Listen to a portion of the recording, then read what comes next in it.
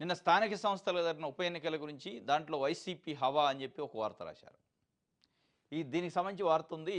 స్థానిక సంస్థల ఉప ఎన్నికల్లో వైఎస్ఆర్సీపీ హవా బెడిసికొట్టిన టీడీపీకి వ్యక్తులు. కడప మేయర్ పదవి గెలుచుకున్న వైఎస్ఆర్సీపీ మేయర్గా పాకా సురేష్ ఏకగ్రీవ ఎన్నిక.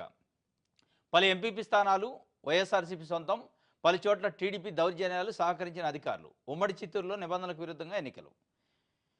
కడప మేయర్ పాకా సురేష్. వాస్తవంగా కడపకు సంబంధించి ఆల్రెడీ మేయర్ వైఎస్ఆర్సీపీ ఉండే, ఆయన తొలగించారు. గతంలో తెలుగుదేశం పార్టీ వచ్చిన తర్వాత ఏదో కొన్ని టెక్నికల్ ఇష్యూస్ చూపించి ఎమ్మెల్యేకి చైర్ కేటాయించలేదనో లేదా రకరకాల పద్ధతుల్లో ప్రభుత్వం వేటేసింది, మేయర్ని తొలగించింది.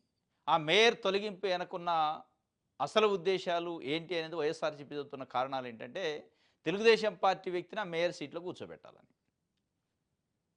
ఎక్కడ పాజిబిలిటీ లేదు, ఫీజిబిలిటీ లేదు. ఎందుకు అంటే అక్కడ ఉన్న ఫిగర్ చూస్తే కడప నగరపాలక సంస్థ మేయర్ను అనైతికంగా తొలగించి చంద్రబాబు కూటమి సర్కారు మేయర్ పదవిని చేజిక్కుంచుకునేందుకు నానా కుట్రలు పన్నింది.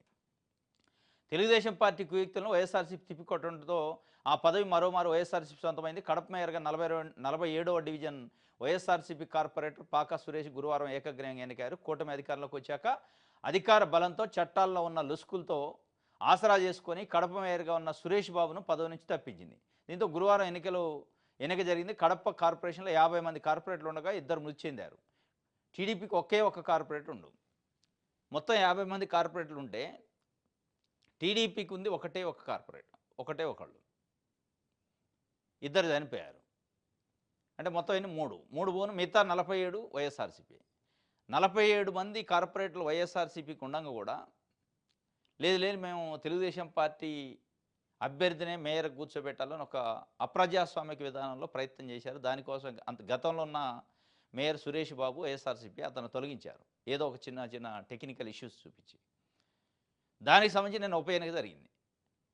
మొత్తం రాష్ట్రంలోని అధికారాన్ని ఉపయోగించిన, డైరెక్ట్గా అధికారాన్ని చెలాయించాలని ప్రయత్నం చేసిన అక్కడ ఉన్న 47 మంది కార్పొరేట్లో ఒక 7-8 మంది జారిపోయారు తప్ప మిగతా వాళ్ళు మొత్తం దాదాపు 37 మంది కార్పొరేటర్లు వైఎస్ఆర్సీపీలోని ఉండి వైఎస్ఆర్సీపీకే మద్దతు ఇచ్చి వైఎస్ఆర్సీపీకి సంబంధించిన 47 డివిజను కార్పొరేటర్ పాకా సురేష్ను మేయర్గా ఎన్నుకున్నారు. అది కూడా ఇనానిమస్గా.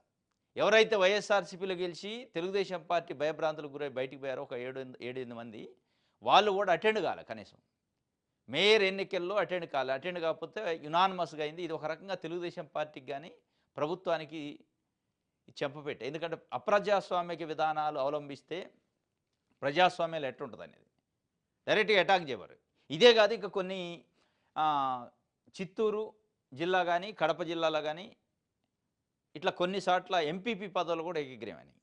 ఎంపీపీల విషయంలో కూడా తెలుగుదేశం పార్టీకి ఎంపీటీసీలు బలం లేకపోయినా అధికారాన్ని అడ్డం పెట్టుకుని కొన్ని స్థానాలు తొలగించడం, కొన్ని స్థానాలు రకరకాల కారణాలతోని ఖాళీ అయిన స్థానాలలో ఎంపీపీ పోస్టుల్ని తెలుగుదేశం పార్టీ కైవసం చేసుకునే ప్రయత్నం చేసింది. అక్కడ కూడా వైఎస్ఆర్సీపీ ఏకగ్రీవాలైంది, లేదంటే గెలవటం జరిగింది కొన్ని చోట్ల. చిత్తూరు జిల్లాలో, కడప జిల్లాలో, రాయలసీమలో ప్రధానంగా వైఎస్ఆర్సీపీ హవా అదే విధంగా ఉందా అంటే ఎక్కడా కూడా అధికారానికో ఇంకో దానికో ప్రలోభాలకు గురి కాకుండా వైఎస్ఆర్సీపీ నుంచి ఆ సింబల్ పైన గెలిచిన వాళ్ళు అట్లే ఉన్నారా అనేది స్పష్టంగా కనపడుతుంది.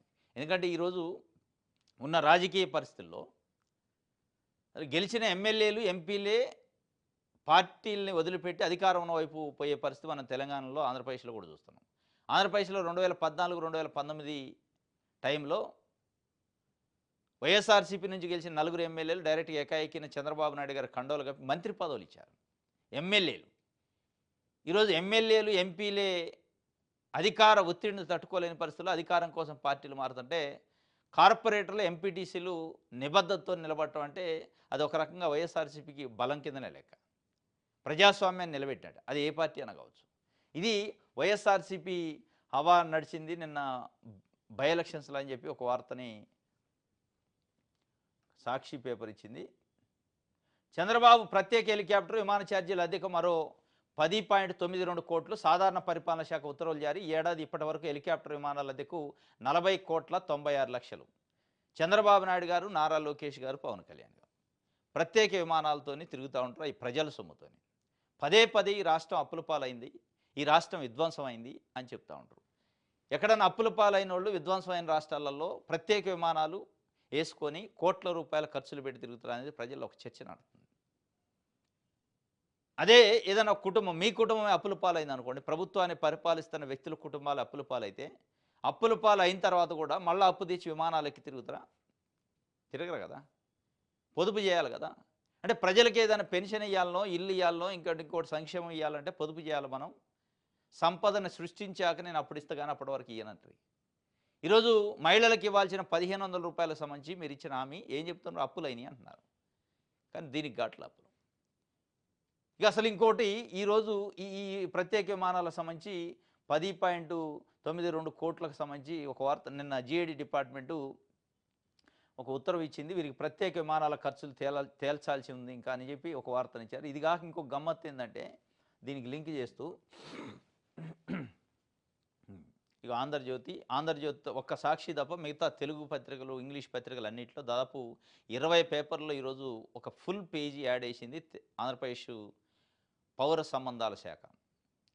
ఐ&పిఆర్ డిపార్ట్మెంట్ ఫుల్ పేజీతోని ప్రభుత్వ పైసలతోని, అంటే ప్రజలు కట్టే పన్నుల ట్యాక్సులతోని, పన్నులతోని యాడ్ వేశారు. అవసరం అయ్యాడు.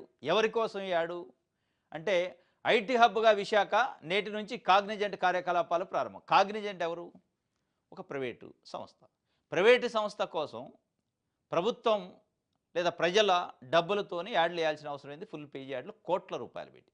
ఒకవైపు మీరు ప్రత్యేక విమానాల కోసం కోట్ల రూపాయలు వృధా ఖర్చు పెడుతున్నారు. ఇంకొక వైపు యాడులతోని, ఈ యాడుల్లో ఎలివేషన్ చూడండి చంద్రబాబు నాయుడు గారు, లోకేష్ గారు. సార్ లోకేష్ గారు ఐటీ మినిస్టర్ కాబట్టి వేశారంటే లాజిక్ ఉంది, రీజన్ ఉంది. ఇట్లాంటి యాడ్లే ఈ మధ్యకాలంలో దాదాపు ఒక డజన్ల కొద్ది యాడ్లు వచ్చినాయి ఈ మధ్య. యోగా డే అయితే యాడు, అమరావతి శంకుస్థాపన అయితే యాడు, ఆటో అన్నల సేవలు అని చెప్పి ఆటో వాళ్ళకి డబ్బులు ఇస్తే యాడు, మత్స్యకారులకు డబ్బులు ఇస్తే యాడు, పెన్షన్లు ఇస్తే యాడు, అన్నదాత సుఖీభావ ఇస్తే యాడు, ఇట్లాంటి అనేకం యాడ్లు వచ్చినాయి. ఈ సమిత్ విశాఖపట్నంలో సిఐ సదస్సు అయితే యాడు, ప్రతి యాడ్లో లోకేష్ గారు ఉంటారు. ఇక్కడంటే ఐటీ మినిస్టరు ఆయన కన్సర్న్ శాఖ కాబట్టి ఉండాలి, అది న్యాయం కూడా. కానీ ప్రతి యాడ్లో లోకేష్ గారు ఉంటున్నారు. ఈరోజు ఐటీ మినిస్టర్గా లోకేష్ గారు పేరు ఫోటో వేడేసినట్టు మిగతా వ్యవసాయ శాఖ మంత్రికి సంబంధించి అన్నదాత సుఖీభావ ఇస్తే అచ్చెన్నాయుడు గారు ఎందుకు లేడు? రవాణా శాఖ మంత్రికి సంబంధించి ఫోటో ఎందుకు లేదు? ఆయన పేరు ఎందుకు లేదు? ఏదైతే ఆటో అన్నల సేవలో ఇట్లాంటి పెన్షన్లు పెంచితే పెన్షన్లకు సంబంధించిన వెల్ఫేర్ మినిస్టర్కి సంబంధించి ఎందుకు లేదు ఫోటో? అంటే ఎటువంటి మీరు ఎలివేషన్స్, ప్రచారము ప్రజల డబ్బులతోనే. ఇది పూర్తిగా ప్రజల కోణంలో వ్యతిరేకత ఇది. మరి అది గమనిస్తుండా చంద్రబాబు నాయుడు గారు? గమనించట్లేదు. ఎందుకంటే ఈ మధ్యకాలంలో తెలుగుదేశం పార్టీ జాతీయ అధికార ప్రతినిధి దీపక్ రెడ్డి ఇండిగో విమానం ఇష్యూలో రిపబ్లిక్ టీవీ ఆర్నాబ్ గోస్వామి ఒక డిబేట్ పెడితే అందులో పార్టిసిపేట్ చేసి ఆయన ఏమన్నాడంటే, మా నాయకుడు నారా లోకేష్ గారు కంట్రోల్ రూమ్ పెట్టి మొత్తం మానిటర్ చేస్తారా అన్నారు. ఆయన డైరెక్ట్గా నారా లోకేష్కి ఏవియేషన్ మినిస్ట్రీకి ఏం సంబంధం, ఇది పార్టీ కార్యక్రమం కాదు, ఆంధ్రప్రదేశ్ ప్రభుత్వ కార్యక్రమం కాదు, ఇది ఇండియన్ గవర్నమెంట్ ఆఫ్ ఇండియా సంబంధించిన ఇష్యూ అని కడిగి పారేసిండు. దాంతో పెద్ద ఎత్తున దుమారం జరిగింది. అంటే వీళ్ళ పబ్లిసిటీ పిచ్చి ఏ స్థాయిలో ఉందో అర్థం చేసుకోవచ్చు. వీళ్ళ భజన పిచ్చి కొన్ని పత్రికలు, కొన్ని టీవీ ఛానల్లో కొంతమంది నాయకులు నారా లోకేష్ గారికి భజన చేయాలనే ఉద్దేశంతో ఏ స్థాయికి పోయారంటే అసలు ఆయన ఏ మినిస్టర్ అనే సోయి మరిచి మాట్లాడే పరిస్థితుల్లో దేశవ్యాప్తంగా అబాసుపాలయ్యారు. దానికి కారణం ఇట్లాంటి చంద్రబాబు నాయుడు గారు చేస్తున్న ఎలివేషన్లు, ప్రచారాలు. చంద్రబాబు నాయుడు గారు పదే ప్రతి యాడ్లో లోకేష్ గారిని పక్కన పెట్టుకొని ఫోటోలు వేస్తుంటే ఆటోమేటిక్గా కింద ఉన్న నాయకులు కూడా ఓహో మనం కూడా లోకేష్ గారికి భయం చేయాలి, చంద్రబాబు గారి దృష్టిలో పడాలంటే అనే ఉద్దేశంతో ఇట్లాంటి కార్యక్రమాలు చేస్తారు. ఒకవైపు ప్రత్యేక విమానాల కోసం 10-11 కోట్ల రూపాయల జీవోలు ఇస్తారు. ఇంకొక వైపు ఐ&పిఆర్ మినిస్ట్రీతోని ఒక ప్రైవేట్ కంపెనీకి సంబంధించి యాడ్ ఇస్తారు కాగ్నిజెంట్కి కోట్ల రూపాయలు పెట్టి ప్రజల సొమ్ముతోని. అదే ప్రజలకు ఇచ్చిన హామీలను గుర్తు చేస్తే అది ఇప్పుడు కాదు సంపద పెంచిన తర్వాత అంటారు. మరి ఏ సంపద పెంచినప్పుడు ఎందుకు యాడ్లు, ఎందుకు ప్రత్యేక విమానాలు? విధ్వంసమైన రాష్ట్రంలో, అప్పుల పాలైన రాష్ట్రంలో మీకు విమానాలు, యాడ్లు అవసరమా అనేది ఈరోజు ఆంధ్రప్రదేశ్లో ఉన్న 5 కోట్ల మంది ప్రజల వైపు నుంచి వస్తుంది.